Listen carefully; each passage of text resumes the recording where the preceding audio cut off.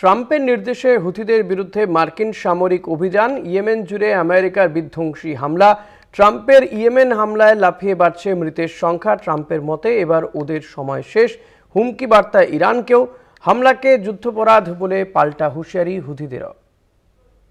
মার্কিন president Donald ট্রাম্পের নিশানায় Houthi বিদ্রোহীরা। অর্থাৎ প্রেসিডেন্ট হিসেবে দায়িত্ব নেওয়ার পর নজর পশ্চিম এশিয়ার দিকে। শনিবার ট্রাম্পের নির্দেশে ইয়েমেনের হুথি বিদ্রোহীদের বিরুদ্ধে সামরিক হামলা শুরু করেছে আমেরিকা। মার্কিন যুক্তরাষ্ট্রের লাগাতার বোমাবর্ষণের ঘটনায় লাফিয়ে বাড়ছে মৃতের সংখ্যা। অভিযোগ, হুথি এই সশস্ত্র গোষ্ঠী মূলত ইরান সমর্থিত। লোহিত সাগর এবং এডেন উপসাগর ঘেরা ইয়েমেনের হুথিরা মূলত ক্রমাগত বাধা দেয় বাণিজ্য জাহাজে আক্রমণ চালায় তারা। গাজা যুদ্ধ পরিস্থিতিতে ইসরায়েল লোহিত সাগরের চলাচলকারী জাহাজে বারবার হামলা চালিয়েছে হুথিরা। ট্রাম্প বারবার এই বাণিজ্য জাহাজে হামলা চালানো বন্ধ করতে বলেছেন। সেই কারণেই এই হামলা। হুঁশিয়ারির সুরে মার্কিন প্রেসিডেন্ট বলেছেন, আপনারা থামুন, না হলে আকাশ থেকে নরক বর্ষণ হবে। হুথিদের উপর যেমন হামলা চালিয়েছে আমেরিকা, একই সঙ্গে ইরানকেও সতর্ক করেছেন আমেরিকার প্রেসিডেন্ট। তার সাফ বক্তব্য, হুথিদের সমর্থন বন্ধ করতে হবে ইরানকে।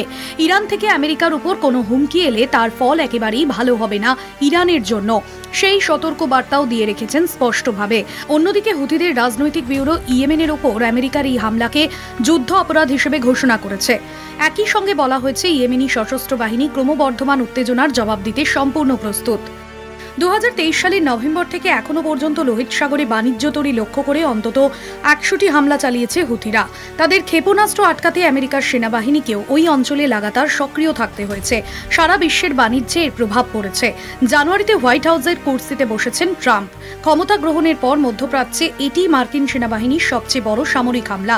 আমেরিকার সঙ্গে আলোচনার টেবিলে কোনোভাবে বসতে চাইছে না ইরান।